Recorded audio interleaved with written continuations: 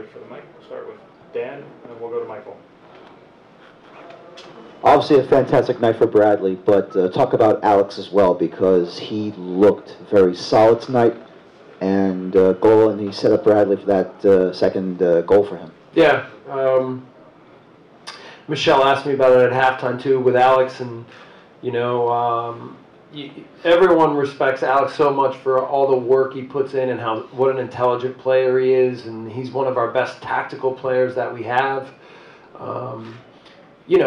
And he's hard on himself that he doesn't put together enough final plays, and I keep saying to him, relax. That part comes, and I've seen him enough in training. I've watched him enough over the last few years to know that he has quality, and for him it's a lot about some confidence and some belief in himself and slowing himself down to make some of those plays. So yeah, I mean, a very good goal and a very, very good assist. So if Alex can continue to put that piece together, then he can become a real complete player, which in many ways he already is. So he's an important guy here, and he has to remain patient at times because we use different guys at different times, and we'll use him at different moments. But he's very important around here, and really happy for him. Jesse, it's coming. Okay. Congratulations. Let's go back to BWP. He's notoriously a slow starter. This year, seems like everything he touches turns to gold. Yeah. How do you explain that this year?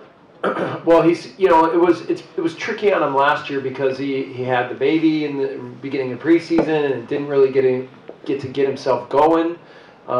This year he came in really fit, ready to go. Obviously, we've had to put some high demands on him early in the year in some big games, and he's responded.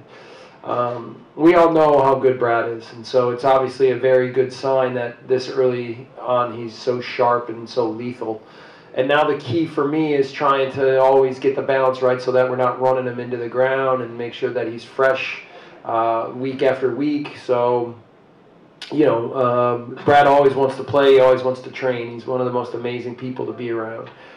He's just humble and hardworking, and so but we've got to make sure that we really equip him physically with everything he needs to have a productive long season. I think he's even adjusted what he does off the field in his lifestyle, and he makes sure that that from every perspective that he prepares himself to play and be fit. So yeah, I mean, Brad is special. He's so special, and when you see nights like tonight, you see the kind of goals he can score, and it's we're really lucky to have him. Really lucky to have him. Coach, congratulations. How good was it to have a full week to prepare for this game? Yeah, I think from a physical perspective and from a tactical perspective, it was good to just be able to sort of work through what we wanted to get out of a game and how to prepare for opponent. And I thought the execution for the most part was very good, very good. And then our team's taken a lot of pride this year on trying to get clean sheets. So it's something that we've kind of taken from Ranieri when he was at Leicester, that when they used to get clean sheets, they'd have pizza parties and things like that. So there's pizza in the locker room, there's beer in the locker room, and the guys get that for every 4 clean sheets that we have in all competitions. So, we're trying to find ways to, and you could see at the end of the game the pride that the team had to try to make sure that we were not going to give up a goal. Obviously, Luis with a huge save, but guys throwing themselves around, running back, doing whatever they can to make sure that we weren't going to give one up. Back to Sean. Congratulations on hitting me. Have sent you more wins. The CCL, do you feel that's helped you prepare very well for the season as you've started very, very strong? Yeah, I mean, what it's done is it's forced us to come in, forced the guys to come in fit and forced us to get ourselves prepared. Have urgency to every day, to commit to making sure we're getting better every day. And I'll tell you, it hasn't been easy because the weather's been really bad. We've had to, train on turf at times, cold fields, windy, snowy, whatever. But the concentration from every guy has been at a really high level, so it's kind of allowed us to continue to squeeze as much out of every day as we possibly can. So, we like our group. Okay, we've got a long way to go yet. I think this group is just starting to come together and has a lot more to go to progress to be the team we think it can be. But obviously, there's some early, really good early signs. Franco and then Cristiano. Jesse, got two for you. One's on Tim Parker. Today he sets up the second goal, but just since he's arrived, it seems it's been a seamless transition. Yeah. It's just been shut out back there. I don't think he's made a mistake yet. Yeah. What have you seen from him, and how has he made this transition so easy? Yeah, well, you know, a big credit goes to Tim. He's a good player. He's taken on the challenge of being here in a big way. He's tried to learn every day what we do and how we do it. And then, you know, the reason why we wanted and have been seeking him for so long is because we just feel like he fits us. He fits us from a style of play perspective, a physical perspective, a mentality perspective, obviously being a local kid.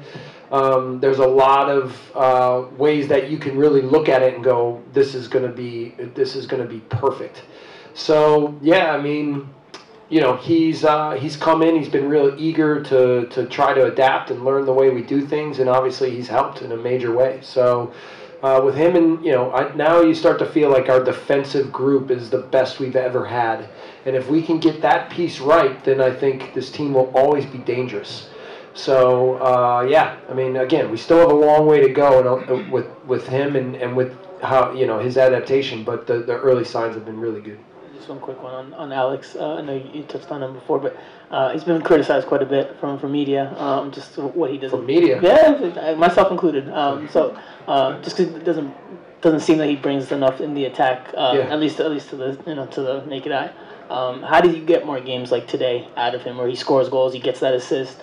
Is that a confidence thing? Yeah. How does he? Well, I mean, it is a confidence thing. It's a maturity thing. It's a bit of a process for him, you know. You know, it's funny because obviously around here we're big fans of Leipzig. We watch them a lot, and we talk with the people over there a lot. And the guy they have there is a guy named Jussi Poulsen, and he doesn't always score a lot of goals, and he doesn't always add up to a lot of final plays. But they say he's one of their most important players. And we think that about Alex, right? Alex doesn't always get the headlines. He doesn't always get the accolades and the goals. But in terms of now setting the standard for how we want the game to be played tactically and philosophically, he's incredibly important. And he often frees up space for our other more talented, you know, like scorers and things like that, because he can harbor a lot of the workload, draw attention at times, and do the dirty work for them to now score goals and set plays up. So obviously, yes, the better that he can be at having, the more he can have games like tonight, the better it is for him and the better it is for the team. And he'll get there, there's no doubt. Coach, I know every team in the MLS goes through this, but can I get your thoughts on losing some key players to the international break? Yeah, I mean, you know, to be fair, the league asks us before the season starts, like, what days would we rather play midweek games? Would we rather play international break games? And so we often get to